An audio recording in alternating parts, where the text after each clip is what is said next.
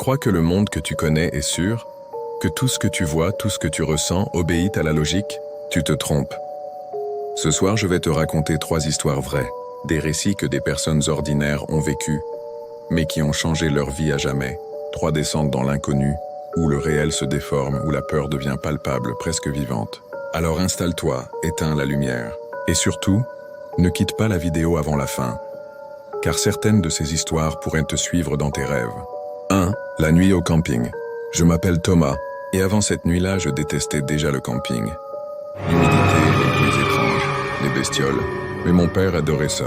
Chaque été, il m'y traînait, persuadé que ça forge le caractère. Cette année-là, j'avais obtenu une concession. Je pouvais inviter un ami. J'ai choisi Charles, un mec que tout le monde respectait. Scout, débrouillard, courageux. Le genre de gars à qui tu fais confiance quand la forêt devient trop silencieuse.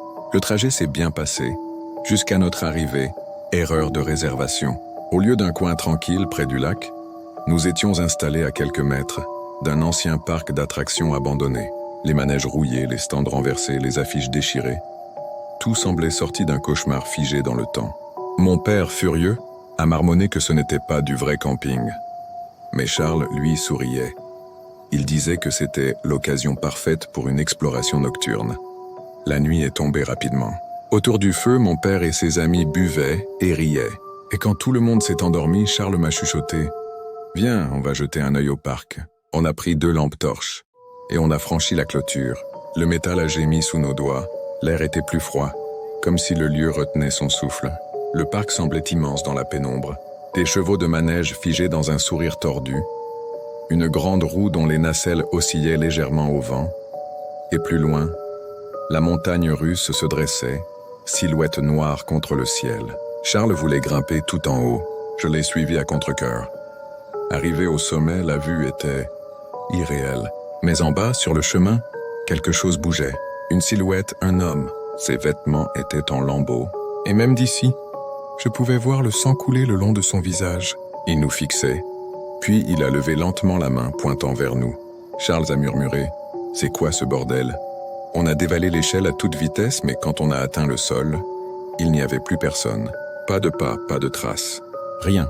Le lendemain matin, aux infos locales, un homme retrouvé mort à proximité du vieux parc d'attractions. Poignardé plusieurs fois dans la nuit.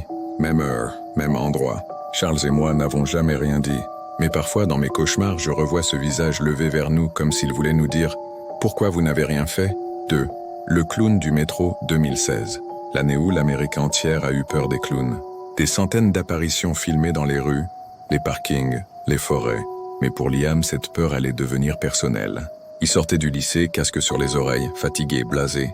Le métro était presque vide. Il descend à sa station habituelle, grimpe les marches mécaniques et s'arrête net. Là, au bout du couloir, sous une lumière jaune clignotante se tenait un clown.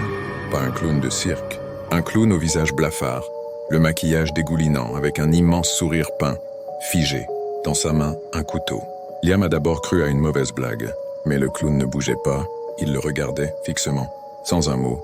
Liam a voulu passer à côté, mais au moment où il a fait un pas, le clown a incliné la tête lentement, presque avec curiosité.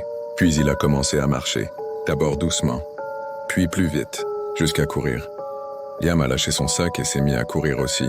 Les couloirs du métro résonnaient de leurs pas. Chaque fois qu'il se retournait, le clown était là, plus proche, le couteau brillant dans la pénombre. Il a jailli dehors, haletant, et a couru jusqu'à la rue. Quand il s'est enfin retourné, plus personne. Le clown avait disparu. Il a alerté la police. Rien, aucune trace. Aucune caméra ne l'a enregistré. Mais le lendemain matin, un ballon rouge flottait devant sa porte d'entrée, gonflé parfaitement rond, accroché à la poignée avec un fil noir. Il a déménagé quelques semaines plus tard. Et pourtant, parfois, en descendant du métro, il jurerait entendre un rire étouffé derrière lui. 3. Le job du maître nageur. Après ses études, Hugo était fauché. Il a trouvé une offre étrange sur un site d'emploi, maître nageur hôtel privé. Horaire, 17h à 1h du matin. Interdiction de parler espagnol. C'était absurde, mais la paye était bonne. Il a accepté. Dès le premier jour, l'ambiance était différente. Les clients parlaient bas. Certains portaient des bracelets bleus brillants. Une porte juste à côté du bassin restait toujours fermée. Dessus, une plaque dorée. Pool house interdite d'accès. À chaque fois qu'il posait des questions, Le manager répondait froidement. Ne t'occupe pas de ça. Contente-toi de surveiller l'eau.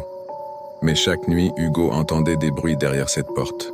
Des rires, des gémissements, parfois des cris étouffés, et une odeur métallique flottait dans l'air comme du sang. Une nuit, alors qu'il nettoyait le bord du bassin, un homme est sorti précipitamment du pool house. Il tremblait. Ses vêtements étaient mouillés, tachés. Il a glissé un mot dans la main d'Hugo et murmuré paniqué. « Ils savent que tu comprends l'espagnol. Pas maintenant. » Le lendemain, Hugo est arrivé plus tôt. Son casier était vide. Plus de badges. Son nom avait disparu du registre des employés. Il a fui sans se retourner. Quelques semaines plus tard, un reportage télé annonçait le démantèlement d'un réseau de trafic d'organes opérant depuis un hôtel de la même ville. Quand Hugo a vu les images, il a reconnu le carrelage bleu de la piscine. C'était bien l'hôtel où il travaillait. Depuis, il vit caché. Et chaque fois qu'il entend quelqu'un parler espagnol dans la rue, il sent cette peur primitive revenir, comme si on le cherchait encore. 3 histoires, 3 vies ordinaires. Mais à travers elles, une seule vérité. Le danger ne vient pas toujours des monstres imaginaires. Parfois, il se cache dans le reflet d'une vitre, derrière une porte fermée ou sous le maquillage d'un simple clown.